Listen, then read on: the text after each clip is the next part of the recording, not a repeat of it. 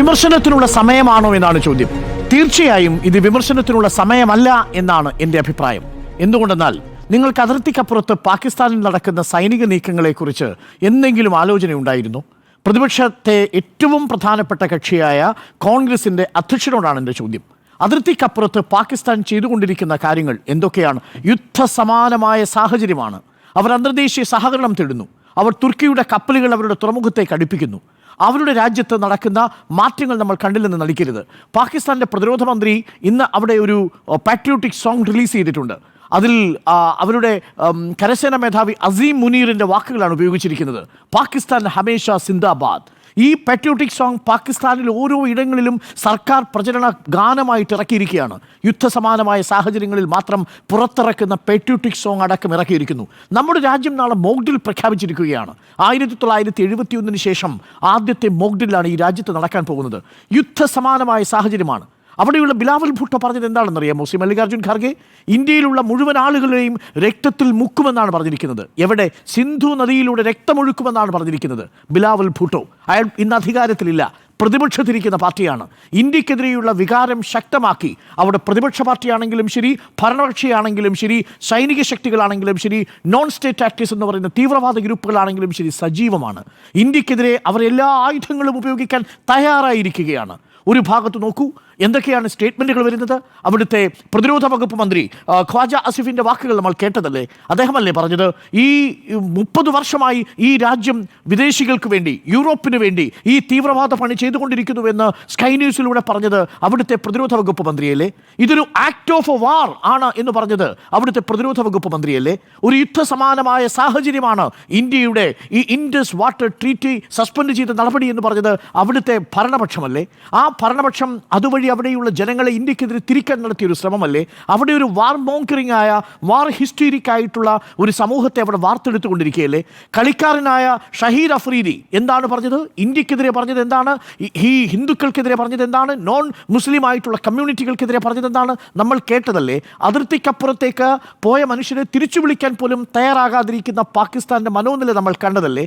എന്തിനേറെ പറയണം, അവിടെ ഈ ലണ്ടനിലെ ഹൈക്കമ്മീഷണർ, പാകിസ്ഥാൻ്റെ ഹൈക്കമ്മീഷണർ അവിടെ തെരുവിൽ പ്രതിരോധിച്ച ഇന്ത്യക്കാരായ ആളുകൾ 26 പേരുടെ ജീവൻ നഷ്ടപ്പെട്ടപ്പോൾ അവർക്ക് ഐക്യദാർഢ്യം പ്രകടിപ്പിച്ച് ലണ്ടനിലെ പാകിസ്ഥാൻ ഹൈക്കമ്മീഷന് മുന്നിൽ പ്രതിഷേധിച്ചവരുടെ മുഖത്ത് നോക്കിയിട്ട് നിങ്ങളുടെ കഴുത്തറത്ത് കളയുമെന്ന് പറഞ്ഞത് ഈ ലണ്ടനിലെ പാകിസ്ഥാൻ ഹൈക്കമ്മീഷണറാണ്. റഷ്യയിലെ ഹൈക്കമ്മീഷണർ എന്താ പറഞ്ഞത്? റഷ്യയിലെ അവിടെ വിദേശകാര്യ നയതന്ത്ര പ്രതിനിധി പറഞ്ഞത് വേണ്ടി വന്നാൽ ന്യൂക്ലിയർ ആയുധങ്ങൾ ഞങ്ങൾ പ്രയോഗിക്കുമെന്നാണ്. പ്രതിരോധവുമായി ഒരു ബന്ധവുമില്ലാത്ത അവിടുത്തെ ഹനീഫ് അബ്ബാസി എന്ന് പറയുന്ന റെയിൽവേ വകുപ്പ് മന്ത്രി പറഞ്ഞത് എന്താണ്? ഈ റെയിൽവേയുടെ നെറ്റ്വർക്കുകളെല്ലാം സൈന്യത്തിന് വിട്ടുകൊടുത്തിരിക്കുന്നുവെന്നാണ്. ഞങ്ങളുടെ ന്യൂക്ലിയർ ആയുധങ്ങൾ വാങ്ങിവെച്ചിരിക്കുന്നത് പ്രയോഗിക്കാനാണ് എന്നാണ്. ഇങ്ങനെ ഇന്ത്യക്കെതിരെ അവിടുത്തെ ക്രിക്കറ്റ് കളിക്കാരനായ ഷഹീദ് അഫ്രീദി മുതൽ അവിടുത്തെ പ്രതിരോധ വകുപ്പ് മന്ത്രി അടക്കം, റഷ്യയിലുള്ള അംബാസഡർ അടക്കം, ലണ്ടനിലുള്ള അവിടെ ഹൈക്കമ്മീഷണർ അടക്കം നിരന്തരമായി ഇത്തരത്തിലുള്ള പ്രമേയങ്ങൾ പാസാക്കുകയും പ്രസ്താവനകൾ നടത്തുകയും ട്വീറ്റ് ചെയ്യുകയും ആ രാജ്യത്തെ മാധ്യമങ്ങൾ ഇന്ത്യക്കെതിരെ നിരന്തരം പുലമ്പിക്കൊണ്ടിരിക്കുകയും ആ രാജ്യം ഇന്ത്യക്കെതിരെ യുദ്ധത്തിന് തയ്യാറെടുത്തുകൊണ്ടിരിക്കുകയും ബങ്കറുകളിലും അവിടെയുള്ള അതിർത്തി പ്രദേശങ്ങളിലും അവർ കിറ്റുമായി പോവുകയും ചെയ്യുകയും ഇന്ത്യ ഒരു മോക്ക് ഡ്രില്ല് നടത്തുകയും ഇന്ത്യ അതിൻ്റെ യുദ്ധരഹിതമായ ഒരു യുദ്ധം പ്രഖ്യാപിക്കുകയും ചെയ്തിരിക്കുന്ന സമയത്താണോ ഇന്ത്യയിൽ ഈ വിമർശനം സർക്കാരിനെതിരെ ഉന്നയിക്കേണ്ടത്? അപ്പോഴാണ് പ്രസക്തമായ ചോദ്യം. ഞാൻ ആ പക്ഷത്ത് നിൽക്കുന്നതേയില്ല. ഒരു യുദ്ധസമാനമായ സാഹചര്യത്തിൽ ഈ രാജ്യം തിരിച്ചടി കൊടുക്കണമെന്ന് പ്രതിപക്ഷവും ഭരണപക്ഷവും ഇന്ത്യയിലെ മുഴുവൻ ജനതയും ആവശ്യപ്പെടുന്നത് ഒരു പ്രതികാര നടപടിയായിട്ടല്ല.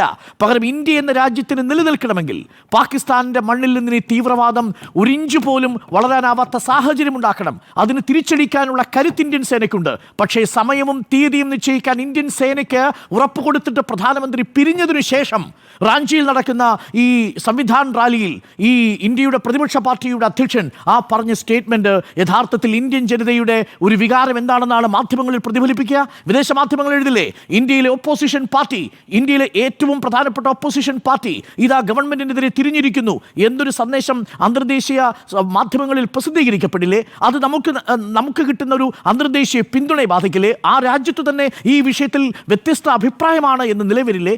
നോക്കൂ, ഇന്ന് ഖത്തർ ഇന്ത്യക്ക് അനുകൂലമായ നിലപാട് സ്വീകരിച്ചിരിക്കുന്നു. അമേരിക്ക ഇന്ത്യയോടൊപ്പമാണ് എന്ന നിലപാട് സ്വീകരിച്ചിരിക്കുന്നു. റഷ്യ വ്ളാഡിമിർ പുടിൻ ഇന്ത്യക്കൊപ്പമാണ് എന്ന നിലപാട് സ്വീകരിച്ചിരിക്കുന്നു. അങ്ങനെയാണെങ്കിൽ പ്രതിപക്ഷ കക്ഷിയുടെ അധ്യക്ഷൻ എന്തുകൊണ്ടാണ് ഈ സമയത്ത് ഇതിന് ഉത്തരം വേണമെന്നൊരു ആഗ്രഹം ഉണ്ടാവുന്നത്? ശരിയാണ്, സുരക്ഷാ വീഴ്ചയുണ്ടായി. ആരാ സമ്മതിച്ചത്? ഇതേ ആഭ്യന്തര വകുപ്പ് മന്ത്രി തന്നെയല്ലേ അവിടുത്തെ സുരക്ഷാ വീഴ്ചകൾ സംഭവിച്ചിട്ടുണ്ടാവാം, അത് ഞങ്ങൾ അന്വേഷിക്കുന്നു, എൻക്വയർഡ് ഇൻടു എന്നാണ് പറഞ്ഞിരിക്കുന്നത്. അത് ആരെയെ ചുമതലയേൽപ്പിച്ചത്? NIA, സുരക്ഷാ ഏജൻസി. അവരുടെ അന്വേഷണം നടക്കുന്നു. ആ അന്വേഷണം നടക്കുന്നതിന്റെ സാഹചര്യത്തിൽ ഇനി രാഷ്ട്രീയ വിശദീകരണം നടത്തി പ്രതിപക്ഷത്തെ ബോധിപ്പിക്കേണ്ട സാഹചര്യമാണോ ഇത് എന്നുള്ളതാണ് ചോദ്യം. അതുകൊണ്ടാണ് രാഹുൽ ഗാന്ധിക്ക് അപകടം മനസ്സിലായി. മാത്രമല്ല, ഇന്നലെ സമീർ പാത്രയും അതേപോലെ ഹിമന്ത് ബിശ്വ ശർമ്മയും ഒരു ചോദ്യം കൂടി ചോദിച്ചിട്ടുണ്ട്. ഗൗരവ് ഗൊഗോയ് ഡെപ്യൂട്ടി ലീഡർ അല്ലേ? ഗൗരവ് ഗൊഗോയിയുടെ ഭാര്യ ബ്രിട്ടീഷ് സിറ്റിസണാ, ഗൗരവ് ഗൊഗോയ് ഇന്ത്യൻ സിറ്റിസണാ, മക്കൾ ഒരാളും ഇന്ത്യൻ സിറ്റിസൺ അല്ല, എല്ലാം വിദേശ സിറ്റിസണാ. പാകിസ്ഥാനിൽ 15 ദിവസം ഗൗരവ് ഗൊഗോയ് എന്തെടുക്കുകയായിരുന്നു? പാകിസ്ഥാനിൽ 15 ദിവസം ഗൗരവ് ഗൊഗോയ്ക്ക് എന്തായിരുന്നു പാകിസ്ഥാനിൽ ബിസിനസ്?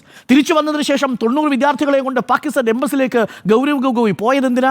ഈ ചോദ്യങ്ങൾക്ക് മറുപടി ഈ നിമിഷം വരെ വന്നിട്ടില്ല കോൺഗ്രസിന്റെ ഭാഗത്തു നിന്ന്. അവിടെയാണ് ഈ രാജ്യത്തിന്റെ ഭരണപക്ഷം മറുപടി പറയണമെന്ന് റാഞ്ചിയിൽ ഒരു സമ്മേളനത്തിൽ പറയുന്നത്. നിങ്ങളൊരു ക്ലോസ്ഡ് ഡോറിൽ ഒരു സർവകക്ഷി സമ്മേളനത്തിൽ ഒരു സർവകക്ഷി യോഗത്തിൽ സംസാരിക്കുന്നത് പോലെയല്ല ഒരു വലിയ സദസ്സിന് മുന്നിൽ അന്തർദേശീയ മാധ്യമങ്ങളടക്കം ഒരു പക്ഷേ അത് റിപ്പോർട്ട് ചെയ്യാൻ സാധ്യതയുള്ള സമ്മേളനത്തിൽ സംസാരിക്കുന്നത്. അതുകൊണ്ട് അത് അത്യന്തം ഗുരുതരമായൊരു പിഴവാണ് എന്ന് തന്നെയാണ് എൻ്റെ പക്ഷം. ഈ സാഹചര്യത്തിൽ നമ്മളിത് ചെയ്യാൻ പാടില്ലായിരുന്നു എന്നതാണ് എൻ്റെ ടേക്ക്. ഒരു കാര്യം കൂടി പറഞ്ഞ് ഞാൻ അവസാനിപ്പിക്കാം. പാകിസ്ഥാൻ ഇപ്പോൾ വേണ്ടത് എന്താ? ഒരു യുദ്ധമാണ്. നമ്മളെന്താ കൊടുക്കാത്തത്? ഒരു യുദ്ധമാണ്. അതിനെന്താ ഒരു കാരണം? ഇപ്പോൾ നമ്മളുടെ സ്ട്രാറ്റജി ഒരു കോൾഡ് സ്റ്റാർട്ട് സ്ട്രാറ്റജിയാണ്. നമ്മുടെ പ്രൈം മിനിസ്റ്റർ, ഞാൻ പ്രൈം മിനിസ്റ്റർ ഈ മൊമെന്റിൽ വിളിക്കുന്നത് മിസ്റ്റർ കൂൾ പ്രൈം മിനിസ്റ്റർ എന്നാണ്. രാജ്യത്ത് വലിയ രീതിയിലുള്ള ഒരു യുദ്ധസമാനമായ സാഹചര്യം നടക്കുമ്പോൾ ഇന്ത്യൻ പ്രൈം മിനിസ്റ്റർ ആ തരത്തിലുള്ള പരിഭ്രാന്തിയും പ്രകടിപ്പിക്കാതെ എവിടേക്കാണ് പോകുന്നത്? തെക്കേറ്റത്ത് വിഴിഞ്ഞം പോർട്ട് രാജ്യത്തിന് സമർപ്പിക്കുന്നു. ആന്ധ്രാപ്രദേശിന്റെ തലസ്ഥാനം രാജ്യത്ത് സമർപ്പിക്കുന്നു. വൈ? കൊടുക്കുന്ന സന്ദേശം എന്താ? ഈ ആക്രമണം കൊണ്ട് ഇന്ത്യയുടെ ആത്മാവിനേറ്റ മുറിവിൽ ഞങ്ങൾ ഭയം നിരിക്കുകയല്ല ചെയ്യുന്നത്.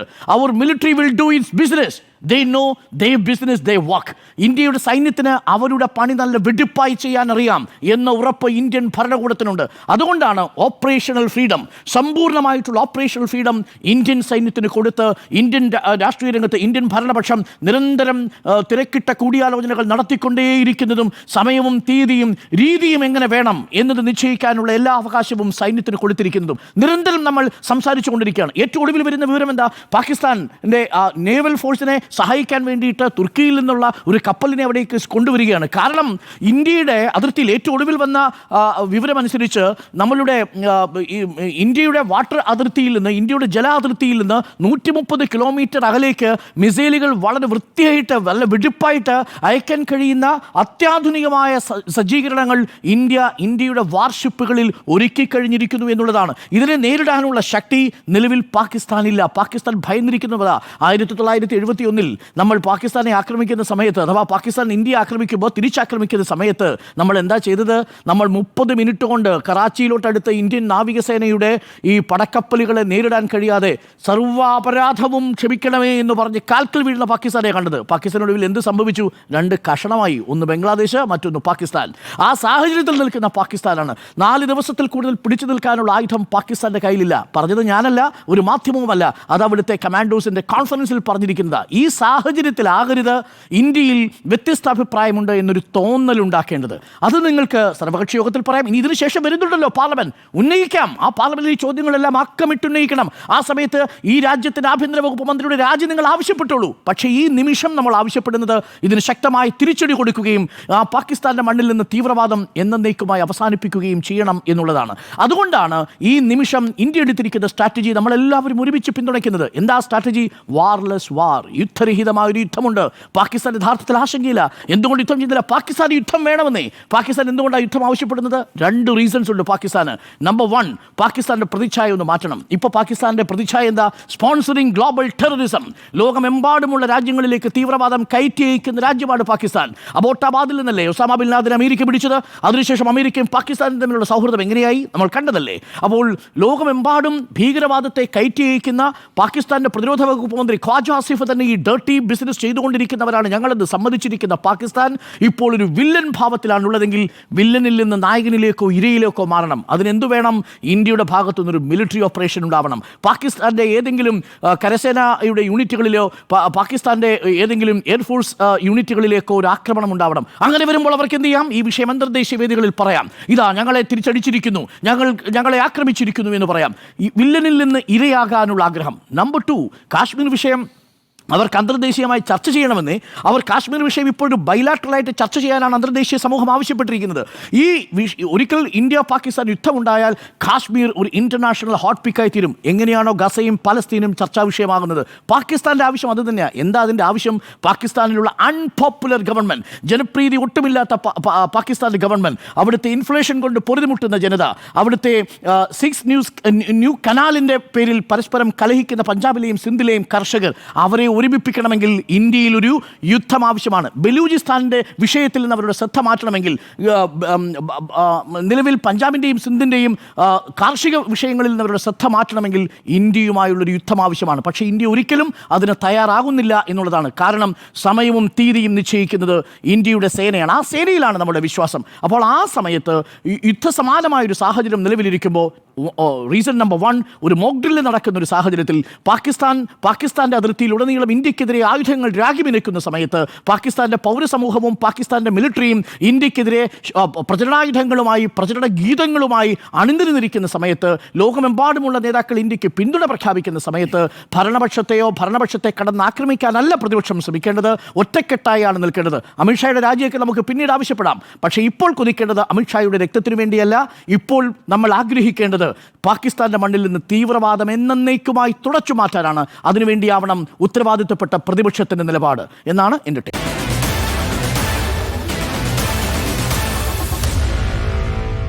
Meet the editors.